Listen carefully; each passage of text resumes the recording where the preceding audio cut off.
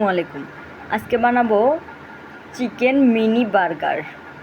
প্রথমে কড়াই দিব, কড়াই একটু পেঁয়াজ, কাঁচামরিচ, আদা, রসুন, আর সামান্য একটু জিরা বাটা আর একটু মরিচ বাটা দিয়ে ভেজে নেব। তারপর চিকেনটা দিয়ে নেব। চিকেনটা আমি কুচি করে রেখেছিলাম আগেই, দিয়ে তারপর লবণ, হলুদ, ধনিয়া, জিরা, গরম মশলা সব কিছু দিয়ে একটু ভেজে নেব। তারপর সামান্য একটু পানি দিয়ে কষিয়ে নেব। কষানো হয়ে গেলে আর একটু বেশি করে পানি দিয়ে ঢেকে দেব।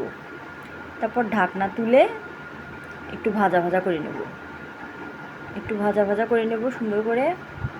তারপর আমি চিকেনের বনটা রেডি করে নেব। চিকেনের বনটা কেটে নিয়েছি আমি।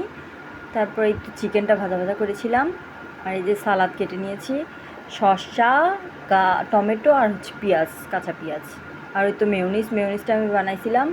মেয়োনিজের রেসিপি দিয়ে দেবো। মেয়োনিজটা আমি নিজে বানাইছি, একটা ডিম দিয়ে মেয়োনিজের রেসিপিটা দিয়ে দেবো। এই তো বার্গার ব্যানগুলো রেডি করছি। প্রথমে চিকেনটা দিয়ে নিব, সবগুলো বনের চিকেনটা দিয়ে নিব। তারপর প্রথমে মেয়োনিজ দিয়ে নিব, তারপর চিকেনটা দিয়ে নিব, তারপর শসা, পেঁয়াজ, টমেটো, একে একে 3টা সালাদ দিয়ে নিব।